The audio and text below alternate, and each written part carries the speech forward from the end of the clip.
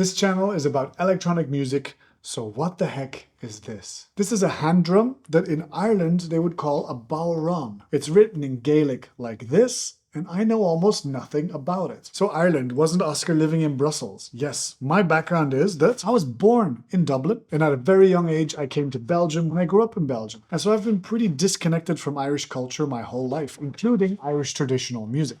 So again, I know almost nothing about this, but I figured a few videos ago you saw me pick up the electronic drum kit for the first time. And so I picked this up as well because I'm looking for ways in which to develop my musicianship, to get a more direct connection with the music, to learn maybe something about the way this is used traditionally in Ireland, and then to explore in my own way how I'm going to incorporate this in electronic music. So what do you do with one of these? The only things that I know about this is stuff that I've learned from YouTube from this guy called Rory. So if you want to learn this properly, go follow his stuff. But I'm going to tell you the electronic music dimension of this, right? The electronic music dimension of this is that you shake your hand like this.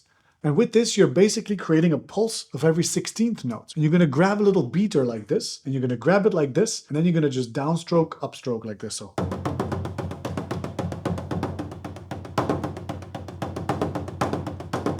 And so you're beating out a pattern of 16th note, and you get to choose where you put the accent.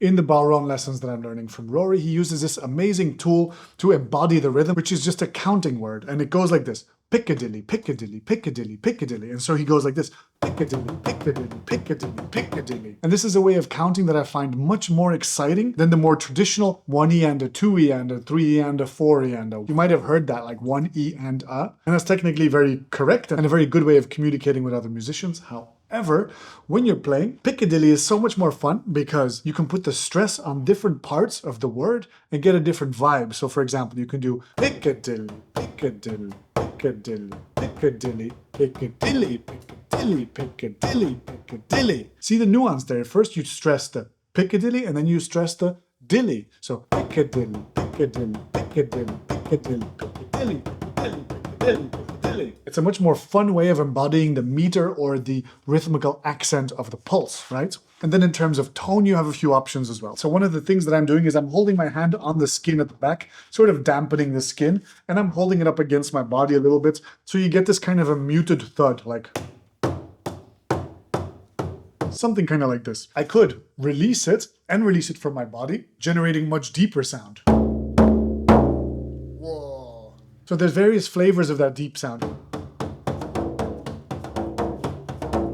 No two hits will ever be exactly the same. And so if you're thinking from an electronic music perspective, you can think of having like a deep tone, this, a mid-tone, like this. And then you can also have a high tone, which is where you kind of press up a bit harder and you can hit up here and you can go. A skilled player could get tones out of it like boom to kit, boom to kit, boom to kit. Kind of like what you would do on a full drum kit. You can go low, mid, high.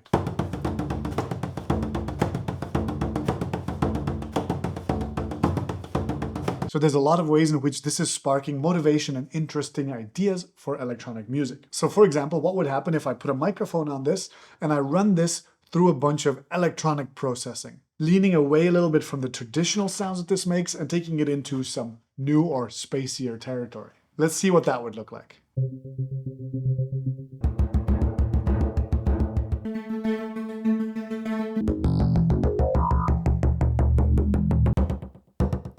Delay.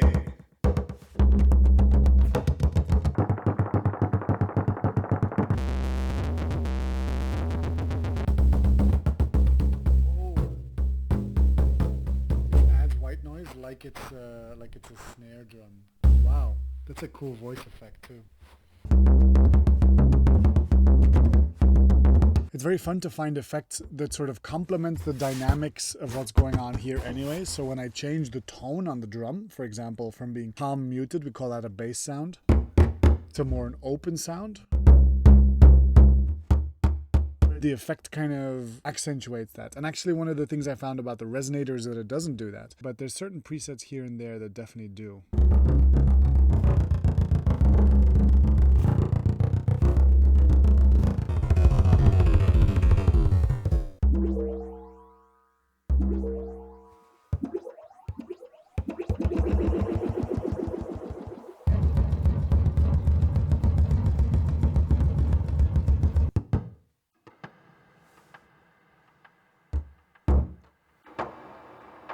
that's a great sound.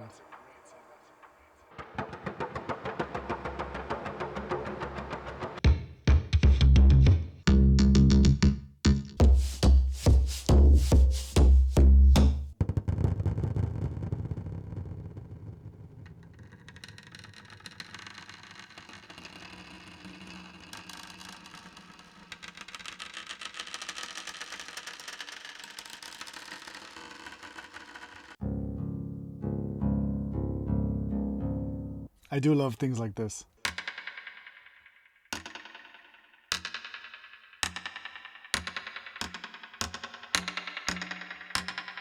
As someone who's been in the box and inside the computer most of his life, there really is no contact library or no sample library that kind of comes close to just finding stuff yourself.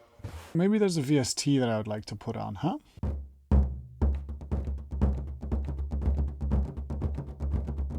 That's actually pretty sick.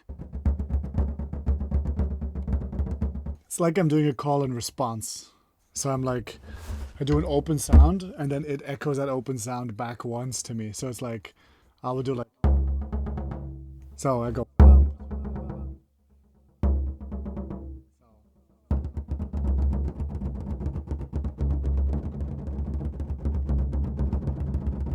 That was a keeper. It's one of my favorite ones.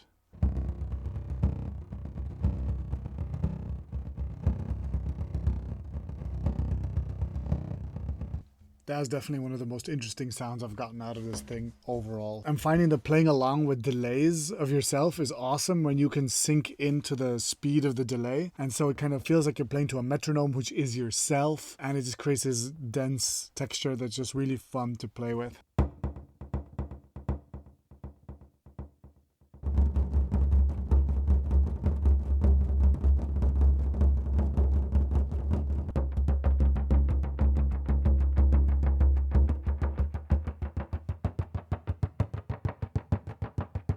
So to test the delay, I can just hit once.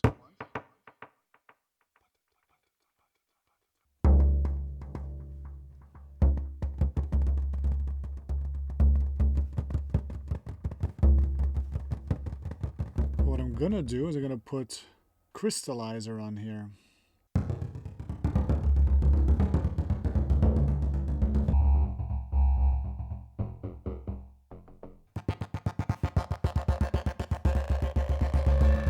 It's weird but cool, huh? Let's go for some crazy shit. Come on. Harmonized.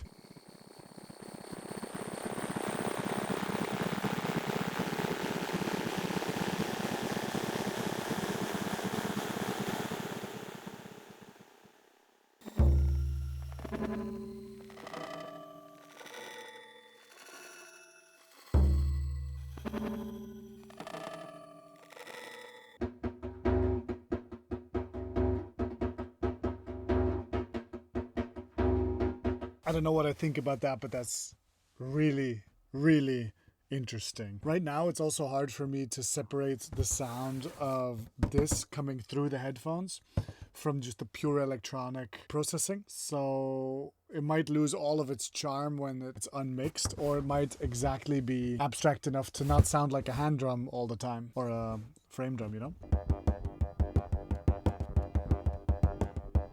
Love it. I think I'm gonna give my brains and my ears a little bit of a break.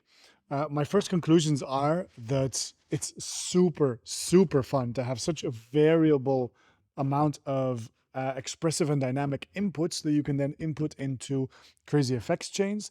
And then you can sort of play those effects to feel how those effects expand and contract based on the inputs that you give them. It really allows for a lot of exploration and a lot of play, and that's something that I've really, really missed. You know, when certain electronic items like the Ableton Push, for example, they promise to have like a hands-on approach and like a tactile connection with the music. Well, this is maybe one of the first times, aside from piano, that I really feel a tactile connection with the music, that I really can express myself in varying degrees and shades and then find sweet spots in effects in a way that's very fun and intuitive. In fact, the most disruptive moment is when I need to stop what I'm doing and reach out and change some parameter in the VST. as the most disruptive moment. You could, in a performance, for example, imagine that being a foot switch where you just click, foot switch, switch to a different instrument or a different electronic preset. And in terms of practicing the Bodhrán, this is fun because I'm tricking myself for hours to play this, just exploring, but in the end my mechanics are getting more solid, which is nice. So I'm now able to put in sounds that can be close to a frame drum, but it can also be very abstract, like some of the examples that you saw. A lot to think about, a lot of food for thought. So that's me off on my new chapter of learning more percussion. Leave me a comment to let me know what kind of percussion instruments you play. If you have any advice for me on learning the Bodhrán or on using the Bodhrán in electronic music, let me know as well. Are there any electronic artists that use this that I should know about? Please help me discover this. It's a whole new world for me. Whatever I learn on this journey, I'm going to be leaving a trail of breadcrumbs behind me on the YouTube channel. So hopefully you can learn and get inspired by the things that I learn. Like the video, subscribe, and go follow one of my courses on courses.underdog.brussels. And until next time, stay producing, be good to each other, and take care. Bye-bye.